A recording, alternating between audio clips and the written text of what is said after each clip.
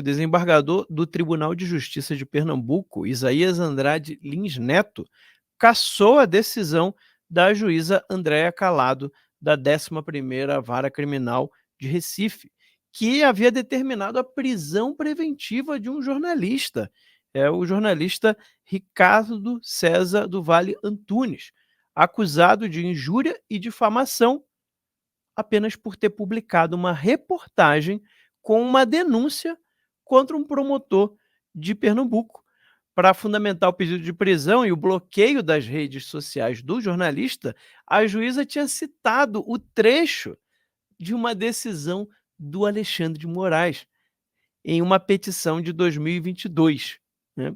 Segundo a juíza, Antunes descumpriu medidas cautelares impostas anteriormente ao não remover completamente de suas redes sociais as matérias que citavam o promotor e ao não comparecer a uma audiência de instrução criminal, informando que estava de férias na Espanha e que não teria acesso à internet de qualidade para participar remotamente. Ou seja, ele não compareceu porque ele estava na Espanha, né, no momento em que ele foi aí avisado dessa audiência. Né? Cogos, aqui a gente tem mais um protótipo de ditador, porque esse é um dos problemas que as pessoas às vezes não enxergam. O que está acontecendo no STF, e a esquerda, né, no sentido, não é nem a esquerda, a grande mídia não percebe esse problema, é que está se abrindo uma jurisprudência que qualquer juiz agora, de qualquer vara, de qualquer lugar, vai poder utilizar as decisões do STF e mandar prender jornalista, que foi o que aconteceu. O desembargador cassou essa decisão, mas poderia não ter acontecido. A gente poderia ter mais uma prisão decretada de mais um jornalista simplesmente por causa de uma reportagem. E aí o fato de não ter tirado do ar a reportagem é motivo para prisão, né? É uma coisa totalmente desproporcional. Se você está sendo julgado por injúria e difamação, então que dê multa. Isso acontecia, né, já desde muito tempo. Se um jornal não tirasse do ar, não retratasse, ele tomava multa, e a cada dia aquela multa ia somando, mas nunca ia prender um jornalista por causa de uma reportagem. Pode ter até acontecido um erro, eu não analisei aqui a questão específica, mas fica claro, né, Cogos, a desproporcionalidade e a tendência ditatorial que o judiciário brasileiro está seguindo. Do juiz Andrew Napolitano, que é um juiz libertário que foi da Suprema Corte dos Estados Unidos. E ele escreve um livro de como aconteceu a derrocada da liberdade nos Estados Unidos. E ela acontece justamente quando deram poder para o judiciário passar por cima da Declaração de Independência e dos Bill of Rights da Constituição Americana. Então, quando qualquer juiz poderia anular os outros dois poderes, alegando que ele estava passando por cima da Constituição, eles começaram a adotar a própria hermenêutica do que era constitucional ou não, a revelia da decisão dos estados. Então, qualquer juiz de qualquer condado americano poderia anular, por exemplo, a decisão do executivo daquele estado. E com isso, os dois poderes acabaram perdendo força diante do judiciário, e o judiciário, em vez de defender a Constituição americana, acabou fazendo a sua própria interpretação, passando por cima do seu escopo. O Andrew Napolitano escreve como isso foi acontecendo ao longo da história americana, progressivamente. Isso não aconteceu de uma vez. Pelo contrário, quando esse processo começou, a Suprema Corte julgou que não era do escopo dela passar por cima dos outros dois poderes. Essa foi a primeira decisão da Suprema Corte. Agora, só o fato de você precisar de uma Suprema Corte suficientemente honrada para votar contra a própria expansão do próprio poder é temerário. Só que isso aconteceu no começo. Depois, essa Suprema Corte foi se corrompendo e foi se expandindo. Isso nos Estados Unidos. Aqui no Brasil, nós já estamos num nível de ditadura judiciária inimaginável para os americanos. Jornalistas sendo presos por dar opinião, pessoas sendo presas sem o devido processo, sem passar pelas instâncias, sem o direito de defesa, indo direto para o foro privilegiado, porque falou mal de um membro do judiciário que, como você muito bem disse, deveria entrar com um processo civil. Me ofendeu, vou entrar com processo civil. Agora, encara-se a crítica a um membro do judiciário como se fosse um crime de lesa pátria, como se fosse uma alta traição à segurança nacional, é porque esses sujeitos se colocam acima do próprio Estado e da sociedade brasileira, se colocam acima da legislação brasileira, se acham cidadãos acima da lei. Essa é a verdade. Ou seja, ditadores. Agora, tem outros assuntos relacionados a esse que eu queria comentar também ainda, né, nesse assunto, que é o seguinte: o caso do Daniel Silveira, o advogado do Daniel Silveira comunicou que vai levar aos Estados Unidos e à Europa, né, ele vai apresentar o caso do Daniel Silveira com todas as ilegalidades, todos os absurdos jurídicos em Washington para congressistas americanos. Ele falou que também vai à Europa trazer essa denúncia, vai no Tribunal de Haia. A gente sabe que muitas das vezes, principalmente o Tribunal de Haia, tem aí um viés que é muito mais de esquerda, né? Mas é importante, gente, é importante que tudo que está acontecendo apareça lá fora e fique registrado. Porque a gente tem que entender o seguinte: é a história que vai julgar esse momento atual. Então, se aqueles daqui a 30, 40 anos não tiverem os registros do que realmente aconteceu, vai ficar muito difícil deles entenderem esse momento histórico, tá? Então é muito importante, para mim, na minha opinião, é muito importante essa ida do advogado do Daniel Silveira, que é outro absurdo, que está preso até hoje, tá? E já está aí com um tempo absurdo de prisão preventiva, nada é feito em relação ao caso dele, né? É como se fosse um tempo indefinido, né? É impressionante essa situação do Daniel Silveira. E uma outra coisa também que eu queria comentar, e ouvir também a opinião do Cogos sobre isso, é a questão do Alexandre de Moraes hoje ter validado 48 acordos que foram assinados com os réus do 8 de janeiro. São aqueles acordos de não persecução penal. Ou seja, a pessoa tinha que confessar o crime, e o crime o quê? De atentado ao Estado Democrático de Direito, né?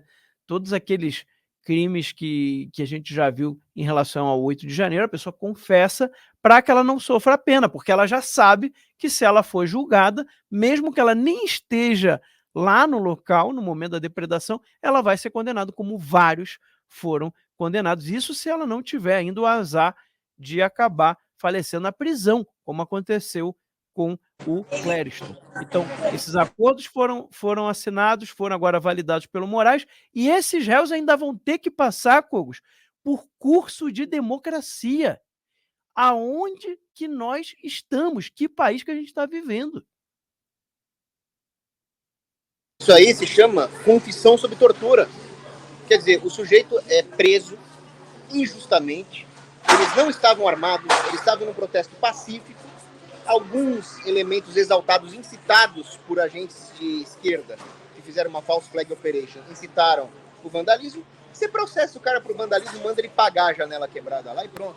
Agora, tinha organização armada? Tinha atos armados? Então não tem golpe de Estado, não existe isso, não existe golpe de Estado sem organização armada, meu Deus do céu. Então o sujeito está preso sem devido processo, em condições desumanas e sendo forçados a confessar um crime que não cometeram. O nome disso é confissão sob tortura. Isso é uma violação claríssima dos direitos humanos. Agora, onde é que nós estamos? O sujeito vai lá fazer um curso de democracia. Isso é um campo de reeducação. Onde é que nós encontramos campos de reeducação de prisioneiros? Na China comunista, na Alemanha Oriental. Na Alemanha Oriental, o sujeito era separado da família, era torturado psicologicamente numa cela e tinha que fazer um curso de readaptação à ideologia revolucionária da Alemanha Oriental. Ou seja, o Brasil está operando da mesma forma que qualquer regime totalitário da pior espécie ao longo da história. Aí não adianta falar, não, o Brasil não é uma ditadura comunista. Bom, o julgamento é sem o devido processo da lei. As pessoas são punidas sem crime. Campos de reeducação, censura, controle estatal da economia, totalitarismo, prisão de jornalista, exílio, prisão política, desarmamento da população. O nome disso é ditadura comunista. Perfeito, concordo. E ainda queria adicionar um outro assunto nesse nosso bate-papo aqui, que é o seguinte: a empresa, né, lá o tal do Grupo Voto, afirma que bancou os custos operacionais, incluindo passagem aérea e hospedagem, dos ministros do STF para a Europa, aquela viagenzinha para Londres, né, que aconteceu. Pois é. E aí ficou aquela pergunta no ar: quem que pagou isso? Os ministros que não foram, porque eles nunca pagam, gente. Nunca sai do bolso deles.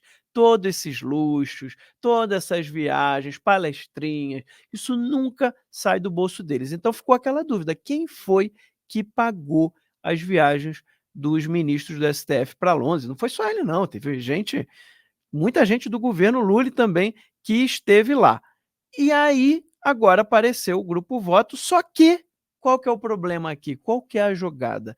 A empresa não revelou os valores gastos, nem os nomes dos seus patrocinadores. Então, o Grupo Voto, na verdade, ele recebe patrocínio, e com o dinheiro deste patrocínio é que ele pagou a viagem dos ministros, tá? E aí, eles ainda fizeram um comunicado que foi divulgado pela Folha de São Paulo, dizendo o seguinte: que por se tratar de uma empresa privada, sem envolvimento de verbas públicas, mantém em sigilo os nomes dos financiadores, devido às cláusulas contratuais. Tudo bem, isso aqui eu compreendo, tá? A empresa, de fato, ela tem direito até de ter sócios, né, de gaveta, sócios que não apareçam publicamente. Isso existe, de fato. O problema é o seguinte, senhores: os ministros do STF são figuras públicas. Eles são juízes da mais alta corte desse país. Então, como é que eu posso permitir, né, achar que está tudo bem, que tem uma empresa pagando as viagens e os luxos deles, porque eles ficaram em hotéis caros, né? Não é qualquer hotel que eles ficaram. E eu não vou saber o nome dessa empresa, e se eu não sei o nome da empresa que patrocinou a viagenzinha dos ministros, eu não tenho como saber se esta empresa está em algum processo no STF, porque aí você tem um problema claríssimo. Então, o problema desde o início é que nós temos ministros do STF, ministros da Suprema Corte, que não sabem se comportar como ministro da Suprema Corte. Porque em nenhum outro país sério, um ministro da Suprema Corte vai viajar, vai dar palestra recebendo dinheiro. Eles nem fazem isso, eles nem saem para dar palestra. Depois que tiver aposentado, tudo bem, mas antes não. Exatamente para não cair em suspeição, em conflitos de interesse. Mesmo que essas empresas que tenham patrocinado não estejam arroladas agora, nesse momento, num processo no STF, mas elas podem, daqui a um mês, 2 meses, 1 ano, receber uma denúncia e acabar no STF. E aí? Todos esses que participaram não vão poder julgar essas empresas, porque vai haver aí uma suspeição. Então, assim, o Cogos, sabe o que eu acho? Eu vejo os ministros do STF falando muito contra a direita, contra jornalistas, né? Eles gostam de chamar de blogueiros, contra nós aqui do nosso trabalho, dizendo que nós difamamos e diminuímos a Suprema Corte. Mas quem mais prejudica a imagem da Suprema Corte são os próprios ministros, Cogos. São. Porque isso aí prejudica a imagem, sem dúvida, mas é o de menos que eles fazem. O atentado contra o escopo dos poderes, contra as liberdades, contra o devido processo da lei, para mim é até pior. Mas o que aconteceu aqui em relação a essa viagem não deixa de ser um sintoma de o quão degradada está a instituição. Aqui nós temos 2 problemas sérios. O primeiro é uma violação do princípio da transparência na administração pública. A empresa pode até ser privada, mas o que eles estão financiando são pessoas públicas, são agentes públicos, e que vai ter consequências públicas. O segundo ponto é que existe no Brasil a possibilidade jurídica de usar o dinheiro público tirado do pagador de imposto para financiar empresas, para financiar grupos de interesse, para financiar ONGs, para financiar grupos de lobby, e que depois isso se reverte na forma desses financiamentos sigilosos, sem transparência, de forma que o povo não tem nem o direito de tomar conhecimento de algum tipo de conluio que existe entre o poder público e o poder privado, o poder financeiro. Mas é um conluio feito com o dinheiro do povo, financiando interesses contrários ao do povo. Então, a própria possibilidade jurídica de existir lobby, de existir financiamento de empresas com dinheiro público, é algo que não deveria existir. E esse é o ponto dos libertários, Max. Os libertários vão dizer o seguinte: o governo não pode fazer isso. O governo deveria, se muito, se limitar à manutenção da ordem, da fronteira e da punição aos crimes reais. Se muito. Mais nada. Senão você dá margem a esse tipo de coisa. É um grande risco moral. Quanto maior é o governo, mais corrupto ele é. Quanto mais leis, menos se respeitam as leis verdadeiras. É tanta lei que não se respeita mais o direito das pessoas que estão presas, sofrendo de forma desumana lá por causa do 8 de janeiro. Não adianta tentarem te impedir de assistir os meus vídeos.